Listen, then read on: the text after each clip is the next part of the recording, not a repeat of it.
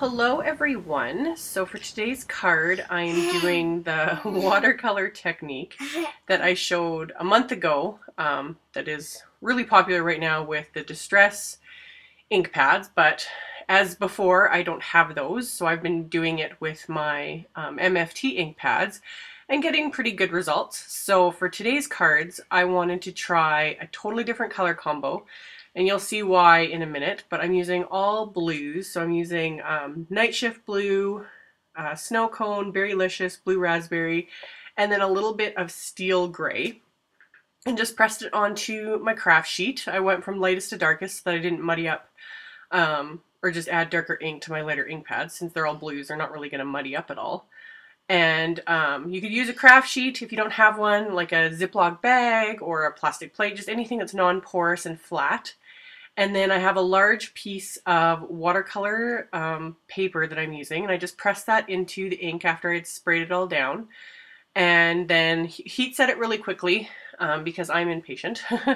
And with this technique, I like to do it at least 2 to 3 times. That's when it really starts looking really cool. So after the first layer dried, I just pressed it into the different little splotches and then dried it again. And then finally the third time, pressing it into a few more of the different little splotches, and you get this really cool splatter look. So if I remember, because I'm really bad about that, I'll try to link to my last month's cards where I did like a totally really bright color combo. So, but this one I wanted to do blues and kind of make it look like a stormy sky is what I was going for.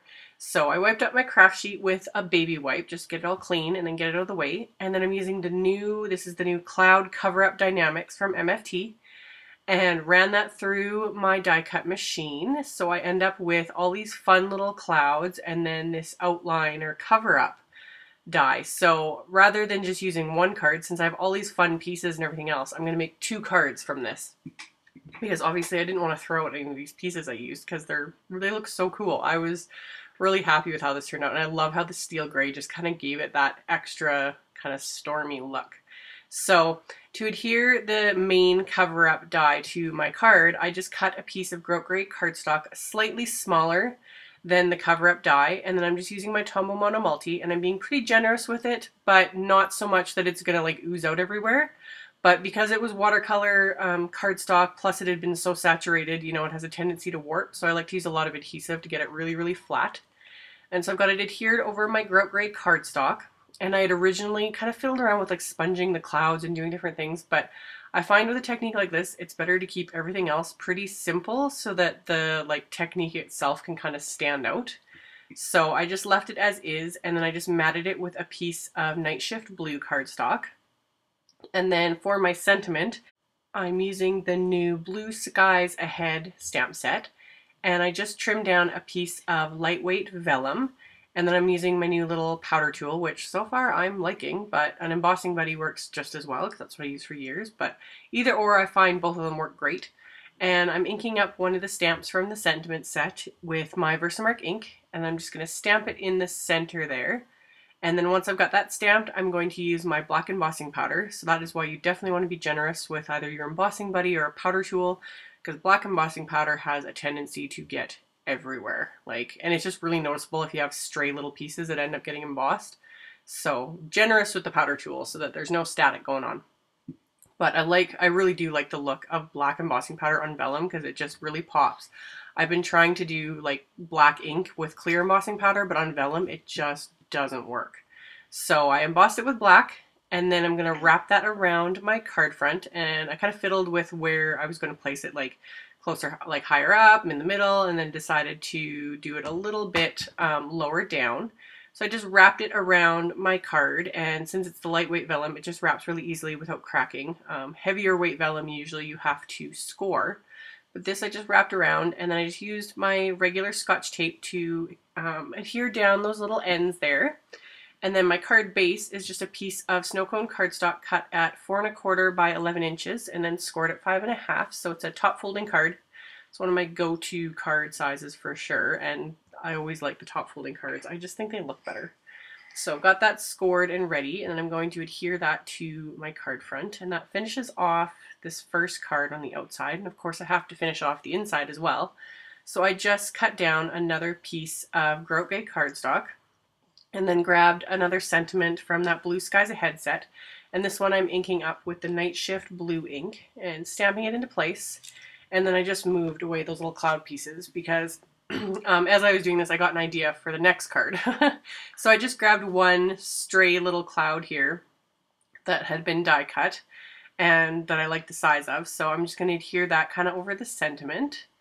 And then that was it for the inside. So I'm going to adhere that to the inside of this card, and that finishes off the first card. So like I said, with all these die cut pieces, you can definitely get 2 cards out of this. So for my second card, I wanted to do something a little different. So I took the Cloud Cover Up Dynamics again, and then had my Big Shot set up for an embossing folder. So I've got the tab 2 open, and then I have one of the embossing mats from MFT. Then my cardstock, then the die face down over it, and then my cutting plate again. Ran that through, so rather than cutting, it's going to emboss all these clouds onto this piece of gray cardstock, which is super fun. So now that I've started doing this, I'm totally obsessed with it. So I've got that, and then I'm going to do the exact same thing with a different sentiment from the same set. So I've got a piece of vellum again, and use my powder tool, and then I'm going to stamp the sentiment with Versamark ink. This time though, rather than stamping it in the center, I have it lined up so I can see where it'll go on the card, and I stamped it off to the right.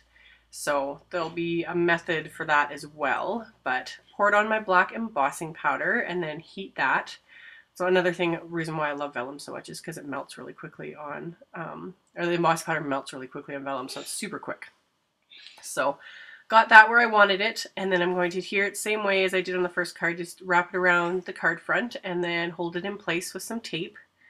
And then this time now I'm going to grab all those fun little clouds that were die cut, and I'm just going to adhere them all around the sentiment. So, and with this one I kind of had to use vellum because you can't stamp such a large sentiment over something that's embossed here, otherwise you're going to miss pieces, and it was just easier to do it on the vellum. So I adhered all the little clouds around it with my Tombow Monomulti again, and then just for a little something extra I adhered a couple more clouds using some dimensionals, so they're just popped up a little bit. So really fun. I had a lot of fun making these cards, and I like doing something that's kind of mass producing, yet that you end up with different cards in the end, so everything's not exactly the same. So it's kind of like a 2-for-1. So got that all. Oh, and yes, Miss Magoo, her little noises. She's sitting in my lap right now. So you have to contribute your opinions on this, right? Oh, and you're waving at everyone. Okay, yeah, she's saying hello. So once I've got all that done, I matted it with a piece of snow cone cardstock, and then adhered that to a Night Shift blue card base. And then finally for the inside of the card, this was the idea I had earlier, is I grabbed this specific sentiment from the set, Nothing But Blue Skies Ahead, and I inked it up with the Night Shift blue ink and stamped it along the bottom of the inside of the card here.